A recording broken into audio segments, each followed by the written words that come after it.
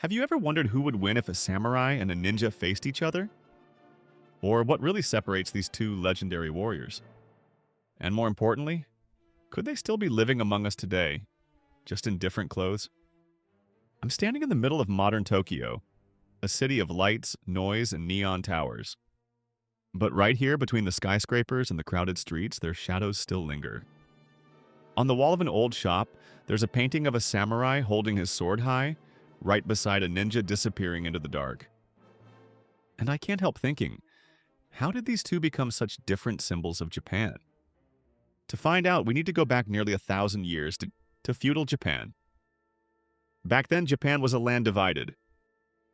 Power belonged to local warlords called daimyo. The central government was weak and civil wars were everywhere. Out of this chaos, a new class rose, one that would shape the nation's destiny for centuries: the samurai. The word samurai comes from the Japanese saburo, meaning to serve. But their service wasn't just a job. It was a code, a way of life. Samurai emerged around the 10th century, but their golden age lasted from the 12th to the 19th, nearly 700 years. They lived by a philosophy called Bushido, the way of the warrior. Bushido meant courage, loyalty, honesty, and the readiness to die with honor. A samurai had to be willing to sacrifice his life for his lord, without fear, without hesitation. During the Tokugawa shogunate in the 17th century, samurai held real power. They made up about 5 to 10% of Japan's population, meaning 1 in 10 people might have been a samurai back then. But not all of them were fighting. In times of peace, many became bureaucrats, teachers, or even poets. They practiced calligraphy, wrote haiku, and studied Zen, with the same discipline they once used in battle. However, in the shadows of that honor and order, another kind of warrior was rising, the ninja.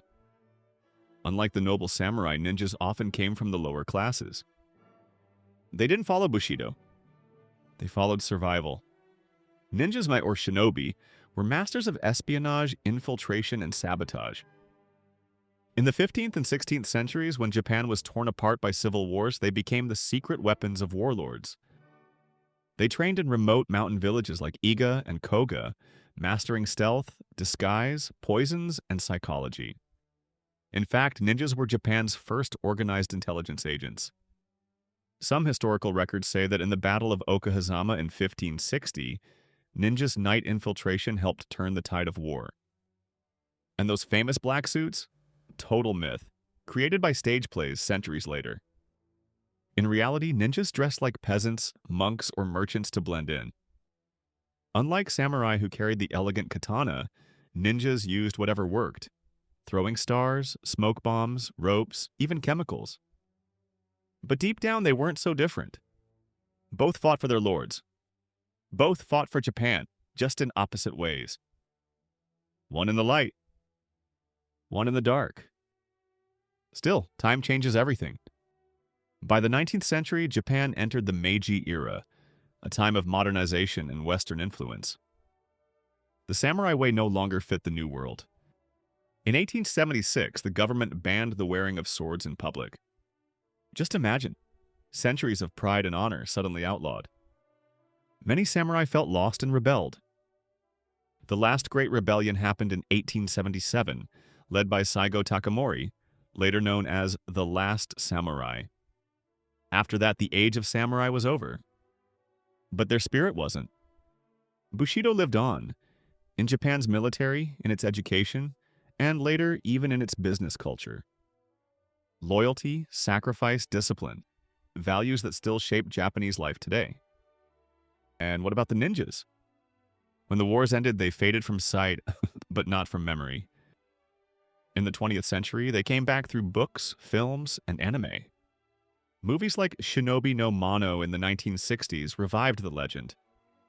Then the global ninja craze of the 1980s, from Hollywood films to video games like Ninja Gaiden and later Naruto, turned them into worldwide icons. But it wasn't just fantasy. Modern special forces around the world study tactics inspired by ninjas: stealth, quick infiltration, and using the environment to their advantage. In 2018, the small Japanese city of Iga announced it was hiring real ninjas to perform for tourists. And over 1,000 people from around the world applied.